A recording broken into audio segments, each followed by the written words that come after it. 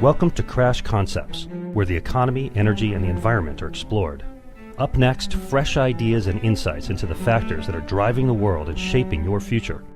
Presenting information you can't afford to live without, here's Chris Martenson. Welcome to another ChrisMartenson.com podcast. I am your host, of course, Chris Martenson, and today we have an unorthodox podcast guest, me. We thought it would be appreciated and maybe kind of fun to let you, our readers, interview me and ask any questions that have been burning in your mind. So a few weeks ago, we invited you to post your questions on the site, and boy, you have not disappointed. We have so many questions. We'll get through them as best we can, and if we don't get to them all, and if folks enjoy this format, we'll address the rest, plus whatever other ones might come up in the meantime, in a future similar podcast. Your questions are going to be posed to me by Adam Taggart. Many of you know Adam, of course, from the site. He's my business partner and general manager for ChrisMartenson.com. Adam, if you're ready, fire away, but be gentle. I will, Chris. The bigger question is, are you ready? I am. I am ready today. All right. Well, we received a whole bunch of questions, as you mentioned. I think all in all, we received over 40 submissions, and many of those had multiple questions in them. So we've gone through and tried to distill them down to a little bit more manageable number. We've distilled the questions down as well, but tried to keep the spirit as best we could, too. And what we'll do, as you mentioned, is we'll just power through as many as we can. And if we don't get to all of them, apologies to the folks whose questions we didn't get to, but we will, as you mentioned, address them in a future podcast. So why don't we start with question number 1, which comes to us from user Jag. He asks, how in the world do you write about the same subject matter month after month, year after year, and still make it an interesting read? How do you motivate yourself to write?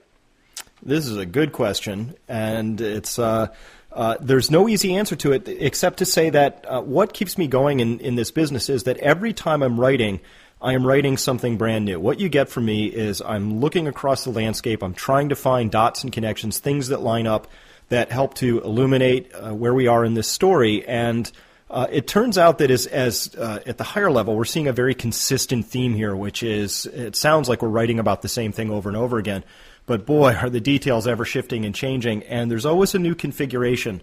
So what you get from me is I put my brain into gear, and I think as hard as I can to come up with something that looks like a unique offering, a new way of looking at the data, a better way of presenting it, a clarification I can make, something I can add to the conversation. And there are days where I wake up wishing that I had one of those services where I update the same charts and tell you a couple of words about it, but that's not what we do. It's not what I do.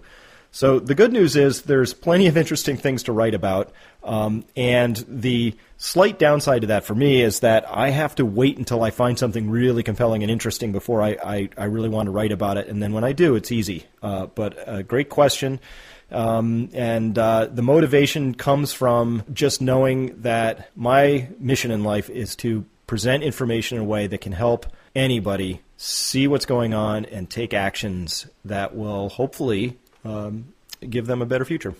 Good. All right. Well, we're off to a good start here.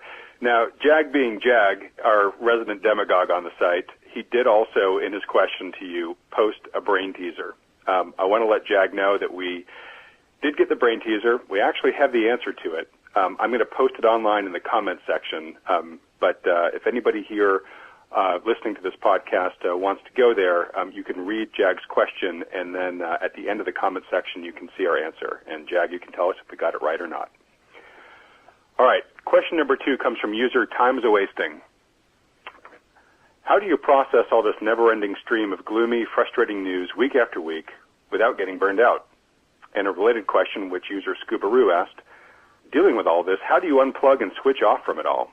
And do you have any plans to come to the UK anytime soon? I can start with that, with the last part easiest. No plans to come to the UK anytime soon, although it would be wide open to a return visit. I had a great time last time I was there.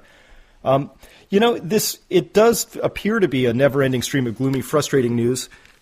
It's not, though. These all, to me, represent enormous opportunities to change our lives, to figure out how we want to position ourselves. This is really actually a very exciting period of time. That said, it is Sometimes I remark that I wish I was in the business of selling pet rocks or something fun, that people would really enjoy and thank me, thank you, best pet rock I ever had, because I am in the business of telling people about things that can be perceived as or received as gloomy or in some way frustrating or those other descriptors. And so what I do is this year, 2011 and starting in 2012, was a big period of adjustment for me because I spent 5 or 6 years just glued to what I was doing. Ended up getting a little overweight and not really taking good care of myself. So 2011 marked a turning point for me where, this was important to keep me from burning out just because of the pace of what I was doing, not necessarily the gloominess of it. I really had to start taking care of myself better and getting back into physical shape. And it's been I'm so glad I've done that. I have a lot more energy. I've lost pretty close to 40 pounds. I'm in a pant size that was last seen sometime in high school. I feel a lot better. And so I'm out there. I'm rock climbing again pretty regularly in a gym. Don't worry, very safe. Gardening, orcharding, just getting out, biking, whatever. I've found that really attending to my physical body was the most important thing I needed to do, and it's a great way of working out a little frustration if I happen to have any. But overall, it's also necessary, I think, given what I see coming, to be in the best shape I can be in. So that was my strategy so far, and I'm sticking with it, and it feels good. Good. Well, as someone, I think, Chris, we've been working together now for a little bit over a year and a half. As someone who's watched you go through that transformation in that time period, I can definitely comment on how noticeable the change is. It's really quite impressive, not just the weight you've lost, but the level of fitness that you've attained. And one of the things I know a lot of the folks on the site appreciate, but certainly I do, is somebody who works really closely with you, is when you're talking about transformation at the personal level, you're walking your talk. I can't do it any other way. If I haven't done it, bought it, tasted it, I can't recommend it or talk about it. It's a question of integrity for me. So this was something I had to do. I had to do it for myself, and I felt like I had to do it as well as a matter of integrity if I'm going to talk about how important it is to do. Right. All right. Next question comes from user R. His or her question is, how would you revise the crash course in light of recent developments in the extraction of natural gas in North America and elsewhere? Is it possible that in the years ahead we will see a transition from an oil-based to a natural gas-based energy economy? We received a couple other similar questions around this, some of them dealing with shale oil deposit discoveries as well. So why don't we start with that one? Okay. Well, the short answer is it would change a lot in my timing of what's going to transpire if I saw that we were engaged in North America in a credible program to actually utilize that natural gas. This comes up a lot because it's all over the newspapers about how much there is, and it's on the airwaves, and we've just got these tremendous shale gas reserves, and the flow rates have now exceeded demand to the point that we've driven natural gas down about $2.50 per therm.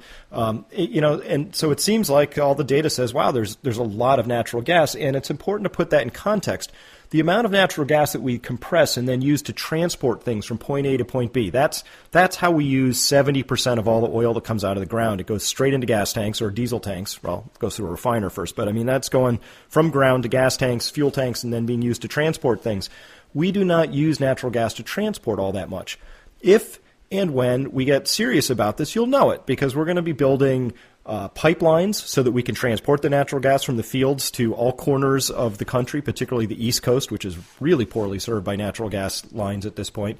And then from there into filling stations, which have all been retrofitted so that, the average bloke on Monday morning can safely use a compressed natural gas filling device without blowing up the whole neighborhood. Yep. Yep, that's important. And we'll have cars and trucks that actually run on compressed natural gas. There's a few, but it's token. Not even 1% at this point. When we're up to 10%, when we're at 20%, when 50% of the fleet is operating on compressed natural gas, we will discover, prediction time here, that we do not have nearly as much as we thought. And it's simply that we have an incredible amount of natural gas, asterisks, read the asterisks at the bottom of the page, at current rates of consumption. When we dial consumption up, we'll discover we have slightly less than we thought. Should natural gas be an important bridge fuel? Absolutely. No question about it. Over the long time frame, 100 years, 1,000 years, well, I can just go with 100, 50 even, over 50 years, does natural gas appreciably change the story in terms of its direction? The answer is no. It's a non-renewable natural resource. You pull it out of the ground, you burn it once, and it's gone. My position would be we're going to use it, and we should use it, and we should use it as carefully as we possibly can as the bridge fuel that helps us transition away from a peak in oil to whatever that new future, energy future happens to be.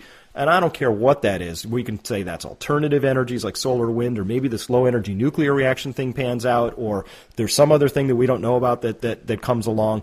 But it takes so long to transition from one type of energy to another that I do not yet see that we have an investment and a resource dedication approach in this country yet that says we're being serious about using it that way. Great. A related question is the crash course was written and initially put online in 2008. Is there going to be an updated version of the crash course getting published anytime soon? I do want to give folks a little bit of nod that we're spending a lot of time right now, in addition to our site redesign that we've let everybody know about, that we are creating a fair amount of new video content this year. Do you want to give just a quick 30-second about that? So we have updating the crash course is absolutely on a very long list of things we want to do. And when we look at it, it's not right at the top at this moment. There's some other video material and other content that is a little bit more urgent given where we are in this story. The core of the crash course itself, the main thesis around how money or the economy, how energy and the environment are all coalescing, that doesn't need any updating at all.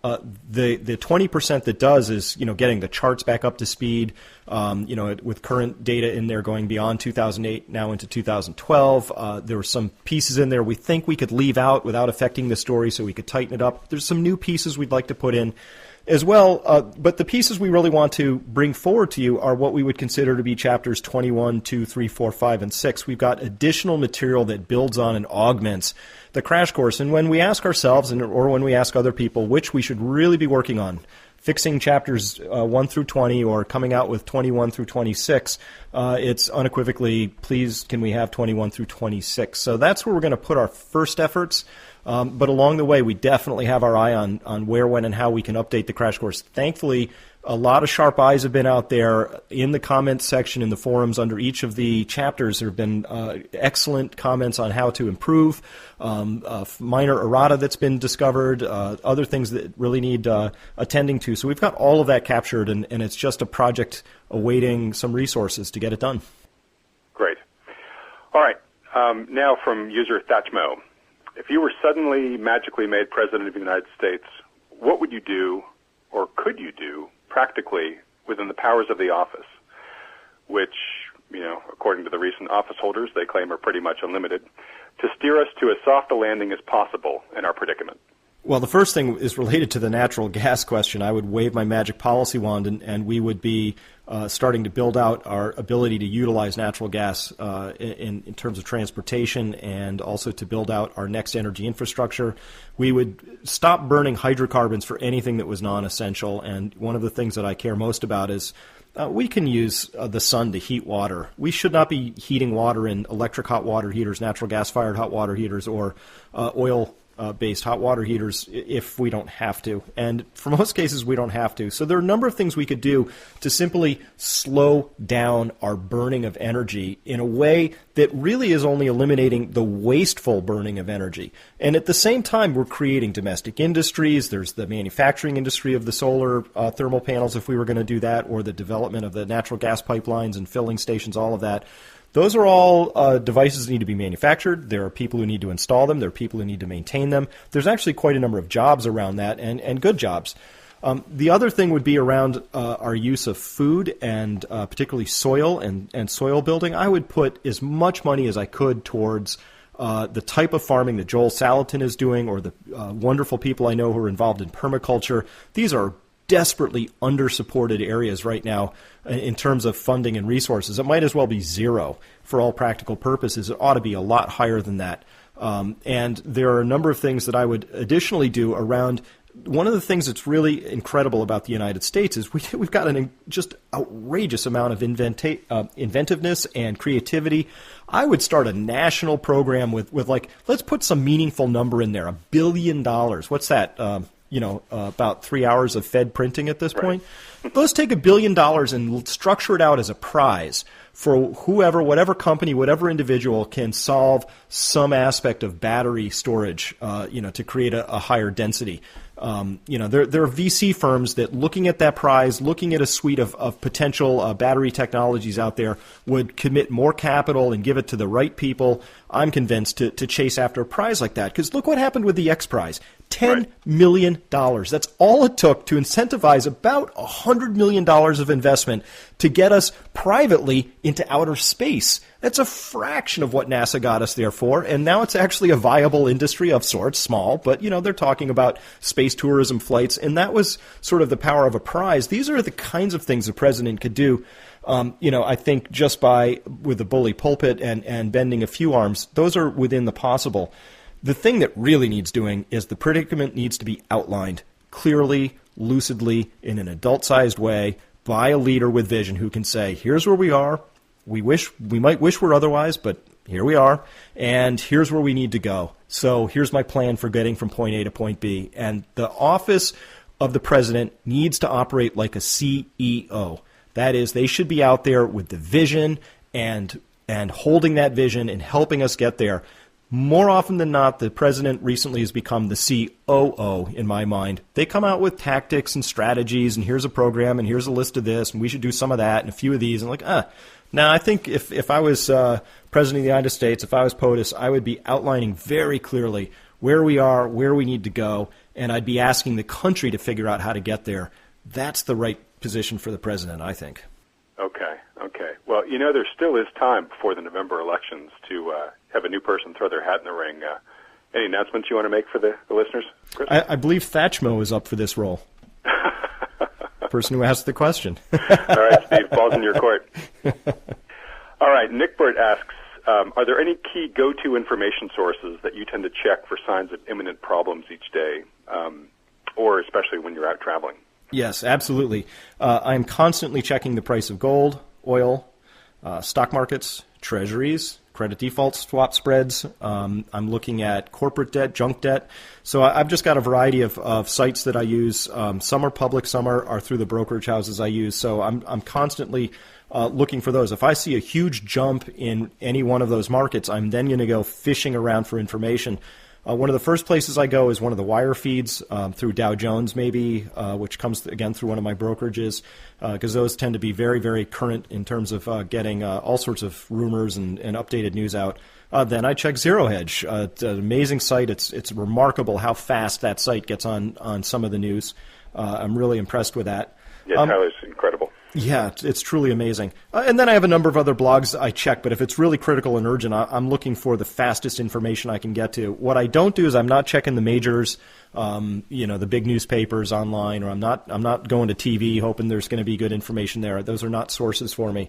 And then if I've gone through all of that and I decide there's anything so urgent that I have to quickly write something up and or send out an alert, that's what I'll do next. So, yeah, I'm really watching the markets as my first early warning indicator. And I should note that when I sent out the big warning in 2008, which now we know in retrospect was actually a very good warning to be giving about a potential collapse of the banking system, what alerted me to that was watching credit default spreads blowing out on a number of major institutions. That was my first warning sign, and that came about a week and a half to 2 weeks before the actual true event unfolded. Okay, great. Well, one little commercial I'll make, too, is that with the new site that we'll be launching in 2 months, we'll be adding essentially a data dashboard on the site for a lot of the most common sources that you mentioned that you look at. So if folks want to be looking at the same types of data that you're looking at on a regular basis, we'll have that dashboard in place. Oh, I can't wait for that. So yeah, folks, this is putting together the one place, the one page for all of the stuff that I just mentioned. That because I want it all in one place myself, rather than having to fish around and maintain a bunch of sites. So we decided and entered an arrangement with a company that can help provide that for us, so that we can deliver that all at once. And hopefully there'll be opportunity in a downstream version where we can add a little color commentary around it, so that maybe a pop-up box or something, some note that can be attached where I can tell you why I'm looking at this indicator and what it means to me that it's moved this much. So that I don't believe is going to be in the first iteration, but that's the direction we're trying to go to, is find ways to get you the same information I look at with enough context so that it's useful to you. Great. All right, next question comes from Ravi Nathan. Are there options for investing in precious metals that you can suggest for people with IRAs and 401ks that are trustworthy and hold unencumbered and allocated units? I think Ravi and a lot of other people who submitted similar questions, they're just concerned that the ETFs like GLD, SLV have too much counterparty risk, and other options out there like some of the Sprott funds come at a pretty high premium. There are excellent companies you can use. I cannot, for legal reasons, say who they are, but the financial advisory and management firms that we most trust can address those specifically and very completely. The general answer is yes. There are fully unencumbered, allocated options out there with custodial firms that can hold your 401k or IRA assets in physical bullion. I absolutely recommend that as the first order of business. I'm a little less concerned with the high premium on the physical, like Sprott's. Because I really trust the Sprott funds in terms of, they have what they say they have. The premiums have been there long enough that I kind of think that they look permanent at this point in time. And maybe not always as high as they currently are, but I think if you bought at a premium, you can be reasonable. Well, over the past year and a half, you could have sold at a premium too. So those sort of canceled out a little bit. And I fully share the concerns around the ETFs themselves. And I absolutely think that any firm that you do use, particularly after what we saw with MF Global, you have to be clear around really what the arrangement is, the legal arrangement is around the firm that you're going to use. Is it insured? Are they actually holding it in custody? If the parent company goes broke, what happens to the assets underneath? Do they get stuck in some horrible discovery process that goes through, some sort of a trustee arrangement afterwards, or are they actually yours? And these are all things that a competent advisory firm can talk to you about, and they will, and they should. Here's how you know if you've got a bad advisory firm. You start talking to them about these things, and they act as if you're asking silly, inane questions that really nobody asks, or otherwise try to put you off. These are important questions. Everybody should be asking them. Anybody that steers you to the idea that these are not relevant or important or somehow a little out of line is not the right firm for you in this point of time. It's MF Global taught us that. Yep. It's probably worth noting here for our listeners, Chris, that we did near the end of last year identify one particular advisory firm that we have gotten to a point of comfort in recommending to people who are looking for a financial advisor that sees the world through a similar lens as we do here through the framework of the Crash Course. Anything you want to mention to folks about that? This firm manages a lot of my family's money. We do currently have an arrangement with them whereby if we direct a new client to them that funds with them, that we will, over here at chrismartinson.com, receive compensation for that referral.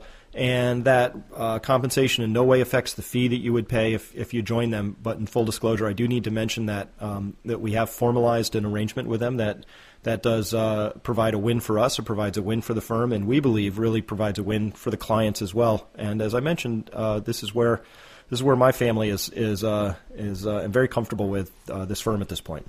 Great, and I've heard you say this to folks in the past. The most important thing that we recommend folks do is they find a financial advisor that truly fits their needs, is going to treat them in the way that they want to be treated as an account. At the end of the day, we don't really necessarily care whether they go with the firm that we have recommended or not, but we want to make sure that people are at least putting their money that they want financial assistance with a firm that they feel is going to be a good steward of that. I will say, if there's anybody listening that wants to have more information about the firm that we've begun directing people to, feel free just to email us at support@chrismartinson.com. All right, let let me get to the next question here. Next question comes from user Little Feet Fan. How big of a threat is global warming in your models? Or, as put by the forum thread, this is one of the ones that's more active on the site, is global warming still worth brushing off? Global warming is something that we've not put front and center in our set of concerns, and there's a couple big reasons for that. Not that it isn't a concern, but here's the biggest reason. We've learned, and Dan Ariely, if you want to listen to an incredible podcast from a while back, I believe came out in early 2011, is around behavioral economics. And behavioral economics says that humans are predictably irrational, and that one of the ways that humans can really be counted on to behave in a certain way is that we tend to react to threats that are clear and immediate over ones that happen to be a little bit more distant and nebulous. This explains smoking behavior, for instance. A lot of people wouldn't drive a stock car at 200 miles an hour, but they'll smoke. They may have the same risk factor over time, but it turns out that one's near and clear and immediate and obvious, and the other's not. It's longer term and nebulous. We discovered that global warming is very, very good at motivating an incredibly small number of people to take actions. For most people, it is just not a solid enough threat for them to say, here's what I'm going to do that's different as a consequence of that. And we are agnostic as to why people take actions. So if we end up getting two families to take the same actions, they both end up using half the fuel. One family is doing it because they believe in global warming, and the other family is doing it because they happen to believe that it builds extra resilience into their lives because they believe in peak oil. We are agnostic as to why people end up burning half the oil in this particular scenario. What we found is that in approaching what we do through the economy and looking at the energy situation and understanding where we are in the resource story around the environment, that those are ways that we can approach this conversation and have a large number of people take very concrete, definitive actions. That's our metric for success. Have people taken information and used it to make substantive changes in their lives that we can see, touch, and feel.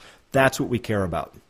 The second thing is that for at our site, it's an internet site, and one of the things we've learned through the School of Hard Knocks on the internet is that emotional material is very difficult to handle on an anonymous site where people get to sign in with an anonymous screen name. There's no human interaction in terms of facial expressions, and things, flame wars, all this and that, are very easy to get going on websites. And we wanted to create a place which had a very different tenor, a very different feel. We're talking about difficult material. We're asking people to entertain very challenging thoughts around what the future might look like. So that means our environment at our site needs to be safe, needs to be welcoming, needs to be inviting. Flame wars are none of those things.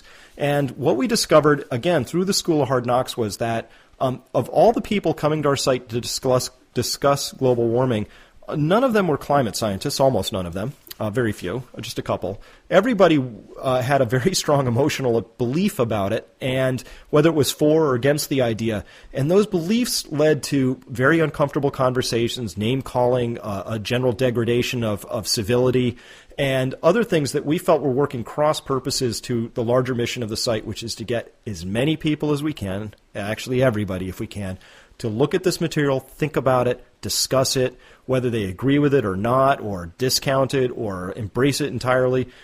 Our mission is to get the conversation going. And unfortunately for us, we discovered that global warming was a limiter of that conversation, not an enhancer. And we looked around the web and decided there were lots of places people could go to have that conversation as many times as they want and in any way that they wanted to have it. But at our site, we really decided that there were other things in our models, as the question was framed, that were better and a little bit more reliable at creating the type of action and the type of conversation we most wanted to have. And as you've said before, too, most of the strategies that we talk about and would deploy to address the peak oil threat on a national or global level would be ones that you would deploy anyways for fighting something like global warming. And so, we're actually focusing on a lot of things that are, to the extent there is a global warming threat, will be constructively positive in dealing for it anyways. They're exactly the same. In both instances, we're talking about reducing the amount of carbon dioxide that goes in the atmosphere. But in the way that we're approaching it, we're asking people to do it because it makes economic sense, because it fits in the context of the peak oil story, because it's very immediate, and it's something we can really get our hands around and how it builds resilience. So yes, again, we're agnostic as to how the actions, the rationale for why the actions get taken. A simple example, my next-door neighbor has planted fruit trees because he saw me doing it, and he's an older gentleman. He thought his wife liked the flowers on them in the spring. That's fine. That's all. I'm agnostic as to whether they're going to increase the food resilience in my community, which is my motivation. Theirs happens to be different. But we're both planting fruit trees. That's what I care about at the end of the day. All right. Our next question is another common one that we've heard as people try to help build awareness and educate others about the 3E forces. A lot of those people might not be ready yet to hear that message. So the question from user Here We Go is, as you become more experienced in delivering the crash course message to new audiences, can you share the common sticking places that crop up in people's thinking and how you work with them? Yes, this is a constant source of development and artistry. I wish we had a science around this at this point. We've learned some things, and maybe we could call that science, but still there's a lot of art to this. And the basic idea here is that the crash course message is one of really big change, and that raises a lot of uncomfortable issues for a lot of people. And what we've learned through the School of Hard Knocks, again, is that for people who are not yet ready to hear this message, they're not yet ready to hear this message. There's no way to reach them with additional data or better phrasing or by, holding back something or enhancing some other part. When people are ready to hear this message, they're ready to hear it. And so part one of this story is around how to let go of needing everybody to hear your message. And in the letting go, this is where you become a lot more effective. I become a lot more effective. This is something I talked about with James Dines in a podcast just a week ago, is that if you can approach this material with an attitude of literal unattachment as to whether your audience believes you or doesn't believe you or cares about it or runs off and becomes busy, just deliver the material as dispassionately as you can, with as few of your beliefs as you can, and you have a much better chance of getting it across.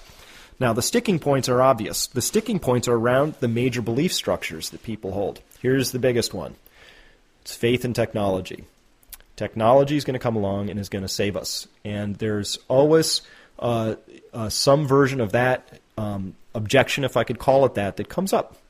It comes up quite often. A second one that comes up quite often that's just behind that is, yes, but I think you're really underselling how clever humans are. We've solved many big problems in the past. This sounds like a big problem. We'll solve it. Both those are true. Technology is going to play a role, and we will, one way or the other, get through this. Whether we get through this elegantly or inelegantly, I think that's still up for debate. But what I found is that there are a very common series of objections that tend to come up, and we can map all of those objections back to a belief structure. And it's the belief structure we need to work with, not the objection itself. And so there are ways to do that. And a lot of things that I've learned around how to do that. This is something that we are going to be talking about, and we do spend a lot of time on in the seminars that I give. We've got one coming up at Roe in Roe, Mass. in March 23rd through 25th. And we've got another one coming up at the Kripalu Center in June. And I believe, is that June 21st? Somewhere right around there. And so both of those seminars are places where we deal not only with this question sort of generally, which is, as you bring this to audiences, but much more specifically, what do you do when you've got a significant other, a spouse, a partner, a colleague, a friend, a coworker who you want to carry this message to, who is reluctant, we might say, in receiving this message?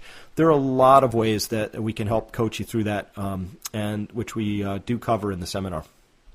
Great. And just to clarify for folks, the dates for Kripalu are actually June 29th through July 1st. That's it. Thank you. Yep. All right. So just doing a time check, we are not even halfway through the questions that we had prepared for this call. So I think we're definitely going to have to break this call into two separate podcasts. So I'm going to ask you just a couple, probably two more questions or so, and then we will wrap things up until next time. All right. So next question comes from SafeRight. How did your decision to take the red pill affect your relationships? Did you come under criticism for quitting your job, selling your house, and changing your lifestyle? And how are your children taking this? So the red pill, for the few people who don't know that reference, it comes from the movie The Matrix. And after you take the red pill, you see a version of reality, and you can't ever see the old version again. It's gone. You understand a reality in a whole new way. And so the red pill in this story was once I started to wear this point of view, put it on and wore this point of view, which looked at the world through the 3E lens. It changed everything for me. It changed my job, where I work, who my friends are, everything. And at first, how did it affect my relationships? My friends and family thought I was nuts. No question about it. My broker was absolutely convinced I was thoroughly nuts. Because I was doing silly stuff. I was buying gold, and this was back when gold was crazy. 300 an ounce and had been going nowhere for 2 decades. It was certifiably insane. So it affected a lot of my relationships, but it's not as one way as it sounds. The people who used to be my friends at that point in time kind of lost interest in me, and I kind of lost interest in some of them as well, because we parted ways. I started to see the world differently, and what interested me, what motivated me, what concerned me, what brought me joy were all very, very different from what they used to be. A couple of quick examples. I've absolutely sort of lost my thread on like sports. Really, really drove me hard. I could have told you all the stats on the Duke basketball team where I used to go, and football teams and all of that. And somehow I find myself less concerned with things that used to be really passionate for me. So it shifted a lot in my life personally. Yeah, it came under a lot of criticism, and some of it was internal criticism, because I did a very silly thing. At the age of 42, I quit a vice presidency with no clear idea of what was next. I had 3 young children at that point in time. It was not a very smart move by conventional standards, but it was something I simply had to do. And because there was that sort of missionary zeal for me at the beginning, I think that also colored some of the relationships for me, where people looked at it, didn't understand it, maybe hadn't had a passion that strong in their lives, so that was another way they didn't quite understand it. But this was something I really didn't ever really question all that hard at the time, or even looking back on it. How are my children taking this? Well, they are some of the most well-adjusted, happy people I know, and I love the feedback we get from the world about the kinds of individuals they happen to be. They just, like kids do, they just incorporated all of this into their framework from a very early age. This is just how life is for them. It's not something where they had one point of view and then it got shooken up and now they have a different point of view, and that was a semi-traumatic sort of a shakeup for them. This is just how life has been. All right. And having met your kids, I can completely agree with the feedback you get from your community. They are wonderful kids. All right, last question. I'm going to jump down here, Chris, simply because it's a timely one, given the fact that I don't know how many presidential debates have been on TV recently, but I think we're in the teens. Do you believe that people in high political offices are aware of the coming crises that we talk about on our site, but intentionally don't address them because the solutions necessary to ameliorate the problems would be so painful that they would destroy any chance of re-election? And we'll make that our last question. Yes, this is absolutely the case. I've had opportunities to talk with not just politicians, but individuals who you would consider to be very highly placed, CEOs of very large companies, people who are worth a lot of money, who are very well connected, and they are all highly aware of what the risks are and what's really at stake. And so this is one of the largest disconnects that exists in our country right now, is the disconnect between what you hear coming out of politicians' mouths and other leaders' mouths at this particular point in time, what you're reading about, how they express their motivations and concerns for the future in terms of their actions, which bills are they supporting, where are they proposing to put money. The gap between all of those sort of ideas, monies, and resources and priorities and what you know to be true, and honestly what they know to be true, is enormous, and it's growing. And it's in that gap where we find that discomfort that everybody feels like, this country's really on the wrong track. It's Congress's 9% approval rating.